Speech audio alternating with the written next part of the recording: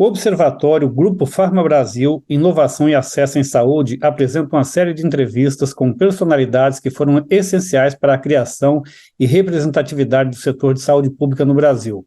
Hoje, vamos conversar com o Dr. Gonçalo Vecina, médico sanitarista, professor, fundador e ex-presidente da Anvisa, a Agência Nacional de Vigilância Sanitária, e um dos idealizadores do SUS, o Sistema Único de Saúde. Para começar, Dr. Gonçalo, poderia explicar como foi o processo de criação da Anvisa, que hoje é uma agência consolidada e reconhecida internacionalmente? Bom, a vigilância sanitária, enquanto uma função da saúde pública, ela é bem mais antiga do que a Anvisa, né? Ela se institucionalizou com as feições atuais em 1976, com a Secretaria Nacional de Vigilância Sanitária, no Ministério da Saúde, né? Antes disso, o termo vigilância sanitária não existia, né? De 1943 para frente, foi no governo Getúlio Vargas, que foi criado o Serviço Nacional de Fiscalização de Medicina e Farmácia. Esse órgão, que veio depois a ser transformado na Secretaria Nacional de Vigilância Sanitária, e em 94 perdeu o nacional e continuou Secretaria de Vigilância Sanitária. Agora, era um órgão que fazia as funções da vigilância sanitária. É importante lembrar que a vigilância sanitária, o que ela faz? Buscar garantir a segurança sanitária no consumo e produção de sem número de itens. O que existia até 1998 de vigilância sanitária se preocupava basicamente com uma questão burocrática do registro de indústria e do registro de produtos.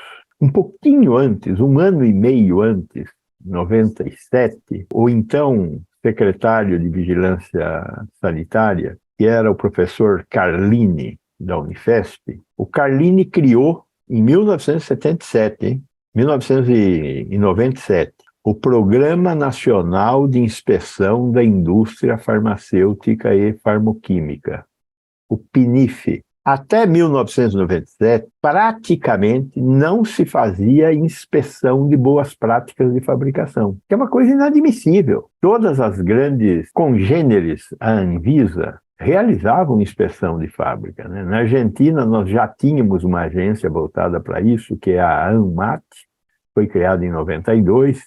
Na Colômbia, o INVIMA, o FDA, com certeza, todos eles tinham atividade de fiscalização de fábrica.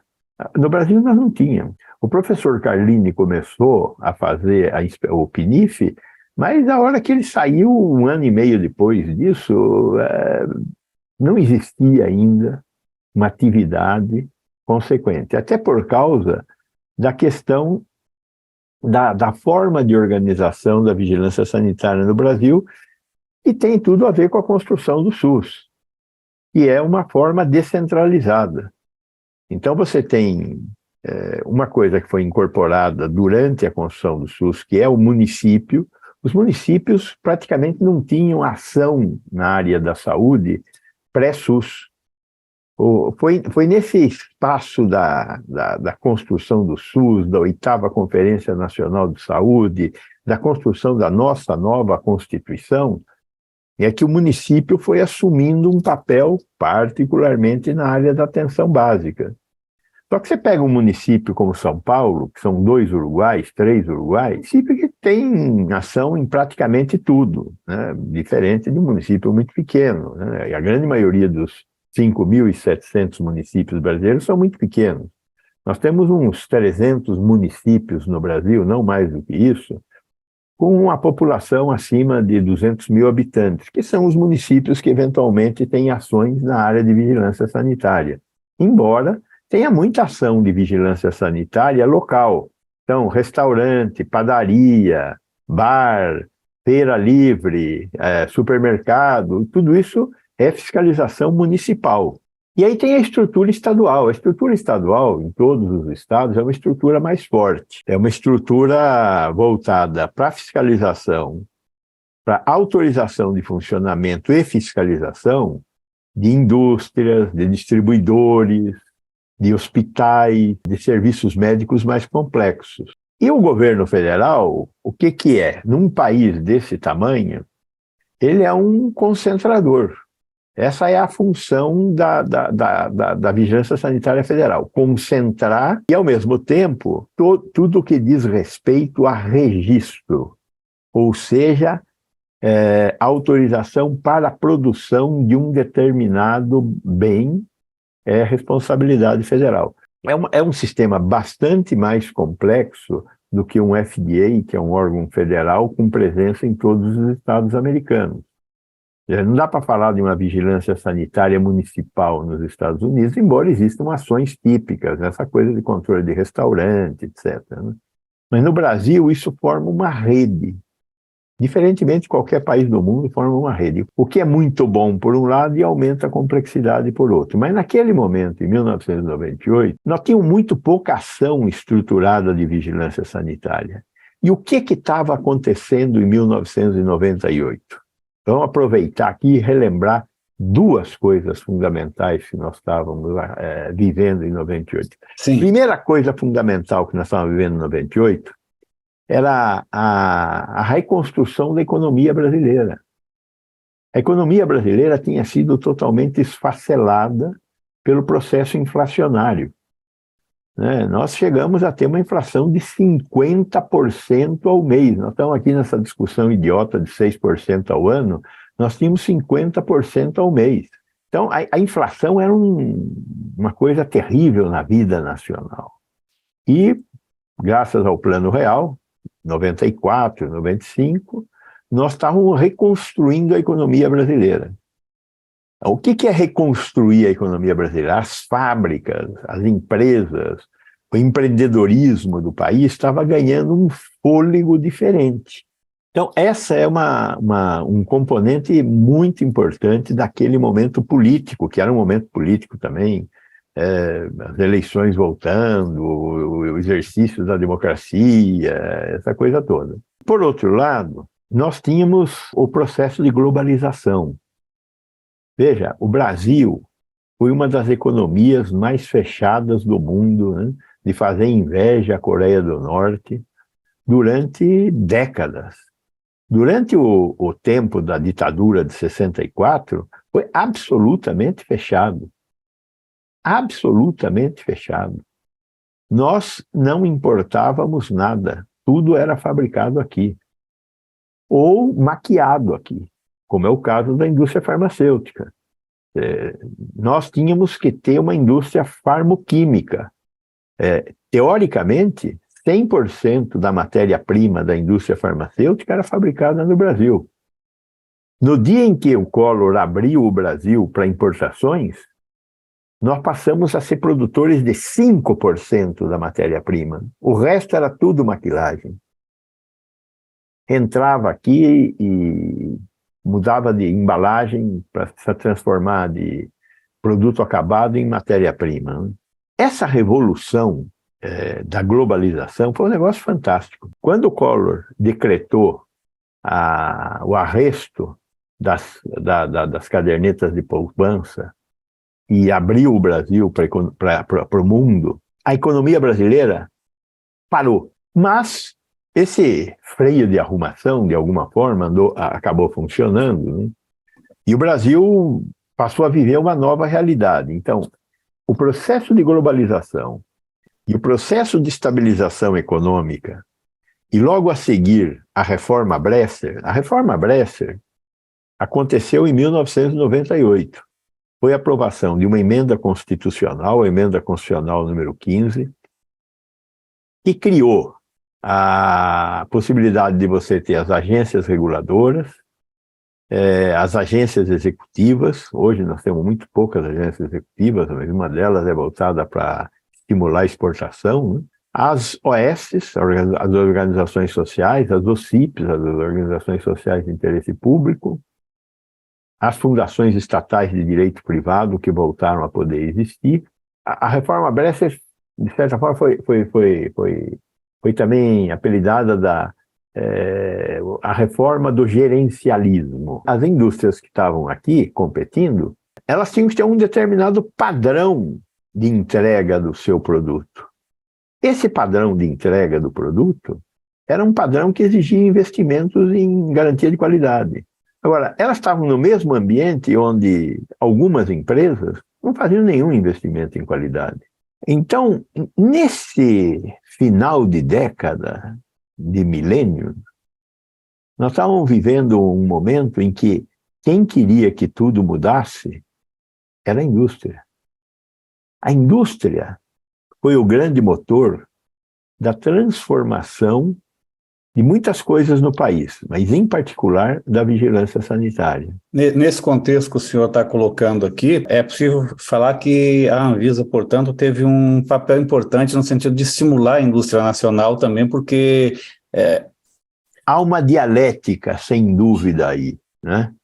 Quer dizer, aquilo que prende e segura é aquilo que também catapulta, né? O Brasil, com a criação da Anvisa, teve a padronização de um conjunto de regras para todo o mercado e permitiu que, a partir daquele patamar, todos evoluíssem. Uma das coisas interessantes que a Anvisa fez, na área de medicamentos, por exemplo, foi a questão do genérico. Nós tínhamos os similares. O que era um similar? Era uma cópia sem comprovação de que era uma cópia. Então, a partir da criação dos genéricos, nós normalizamos todo o mercado de cópias, chamados similares.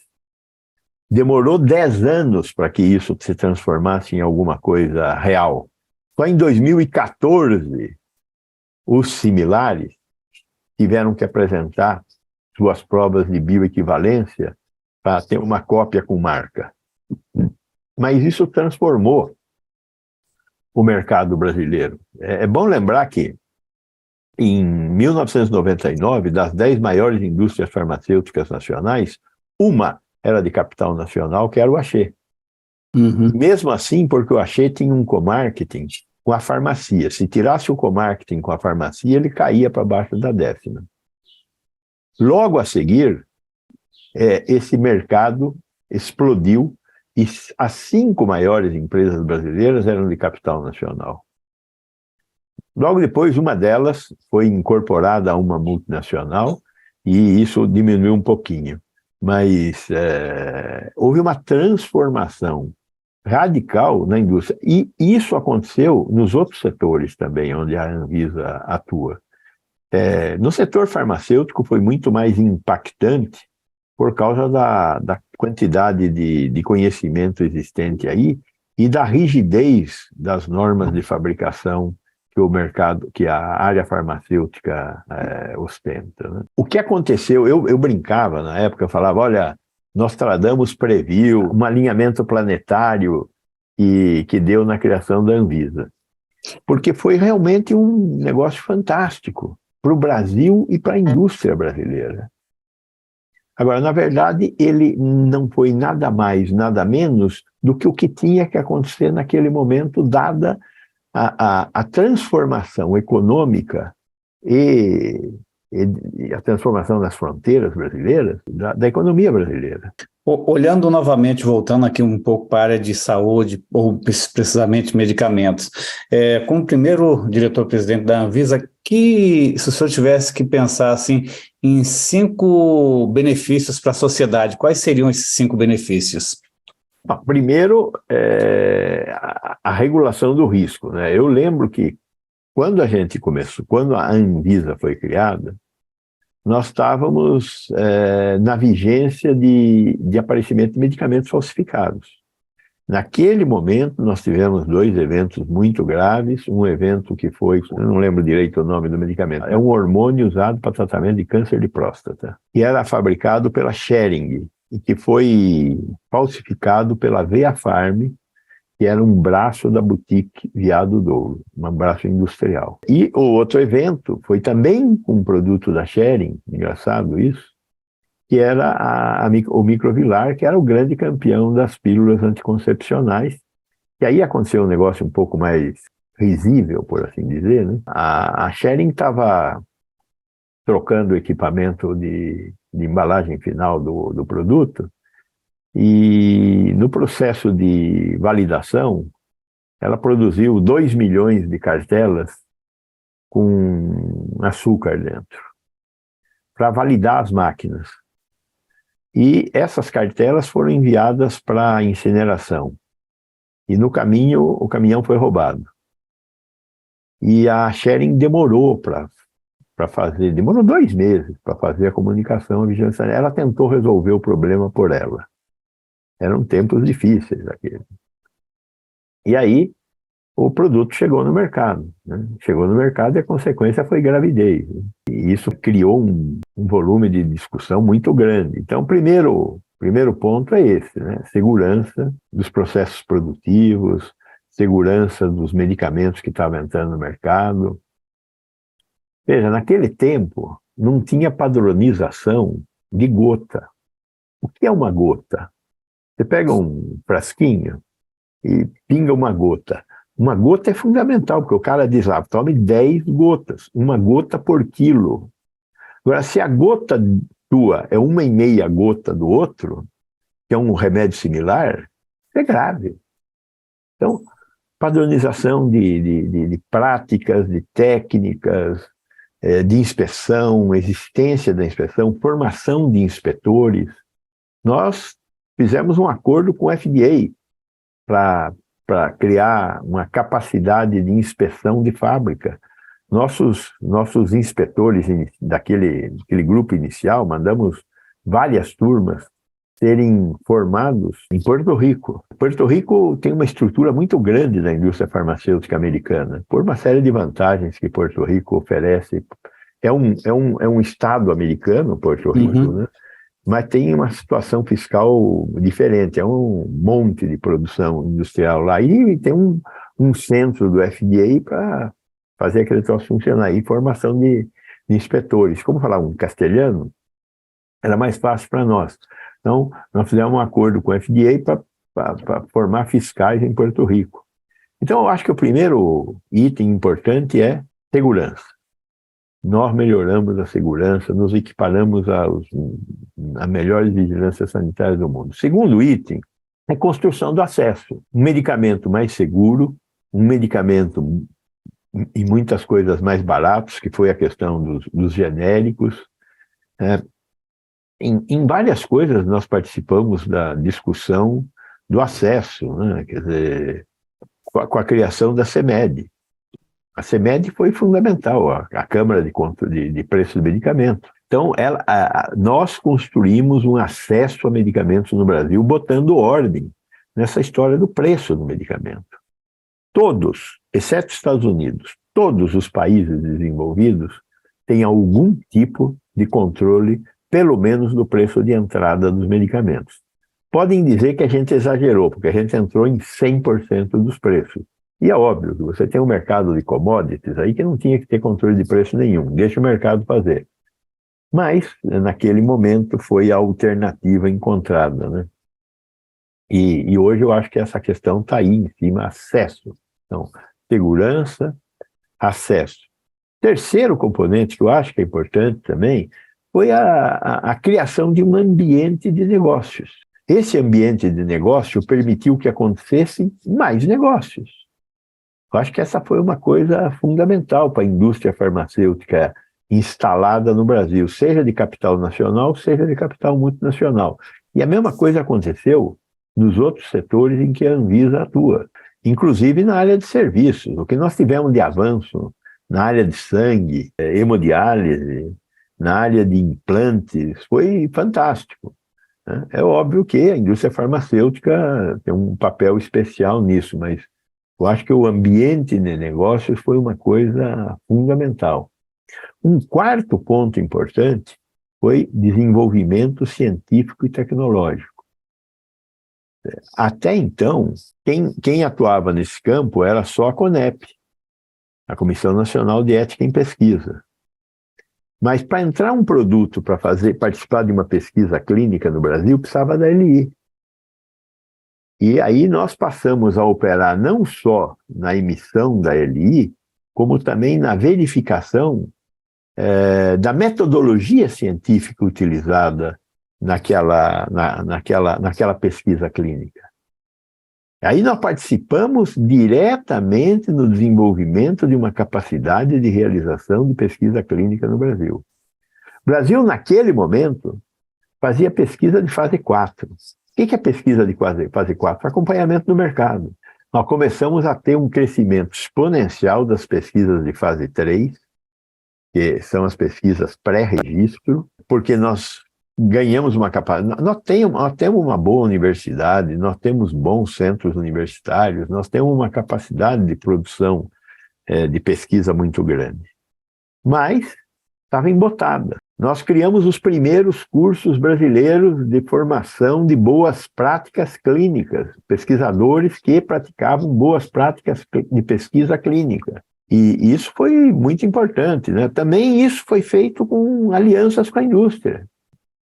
Me lembro da Pfizer. A Pfizer patrocinou vários cursos que foram dados em conjunto com a Organização Pan-Americana de Saúde, com financiamento da Pfizer, para a formação de pesquisadores brasileiros que sabiam o que era boas práticas de pesquisa clínica. Estimulamos a criação dos primeiros laboratórios brasileiros para pesquisa de fase 1 e 2. Nós não tínhamos, né? Estimulamos a criação de laboratórios para a criação de pesquisas pré-clínicas. Calixto, lá em Santa Catarina, foi uma dessas pessoas que se beneficiaram da existência da Anvisa, né? Criamos uma estrutura importante também para apoiar a farmacopeia brasileira. Eu não quero ter uma farmacopeia brasileira por ter uma farmacopeia brasileira. Eu quero ter uma farmacopeia brasileira que permita que eu dialogue com a farmacopeia americana e europeia de pé e não de joelhos. E por que ter uma farmacopeia brasileira era importante?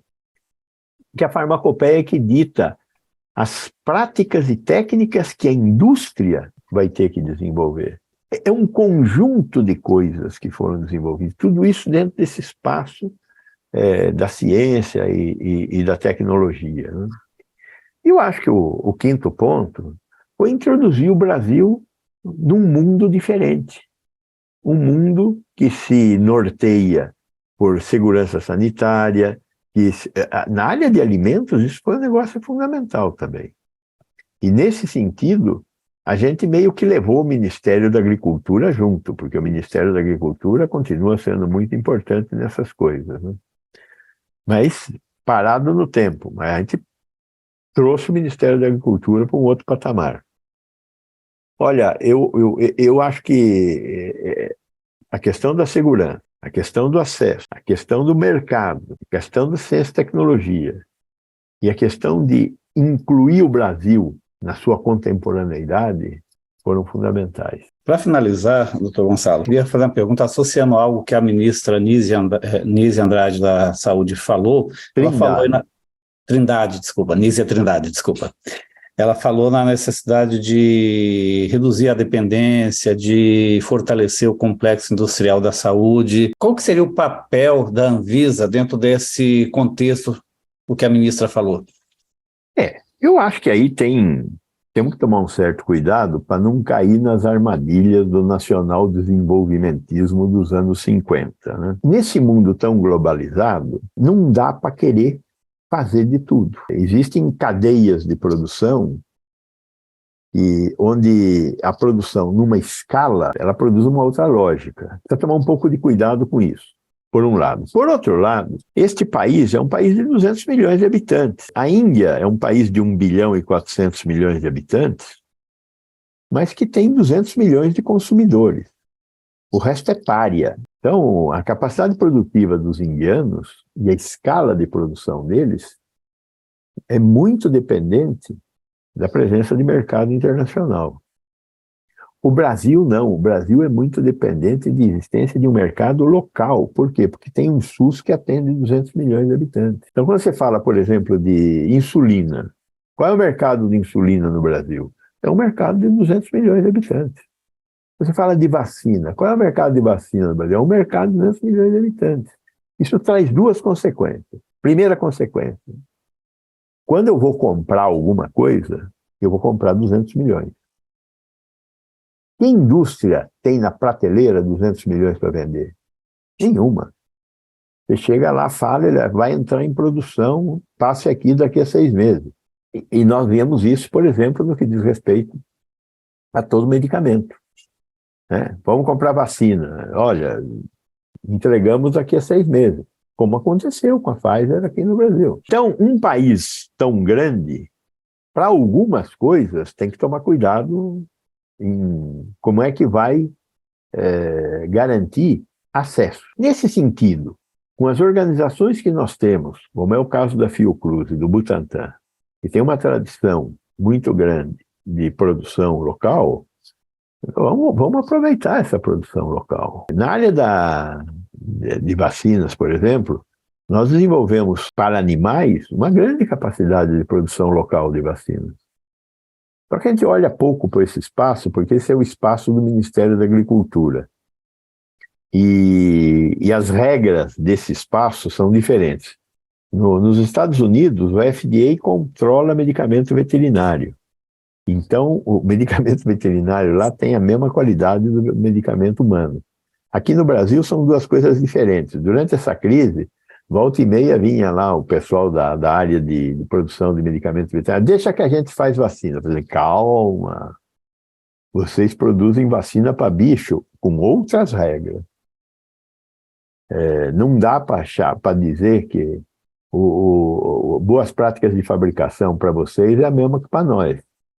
Não dá para dizer que a qualidade da água que você usa em injetáveis é a mesma qualidade de água que eu tenho para humano. Então vamos com calma. Mas, de qualquer forma, eu acho que tem um caminho aí que nós temos que olhar. O que é? O que é estratégico para este país ter capacidade de produção local?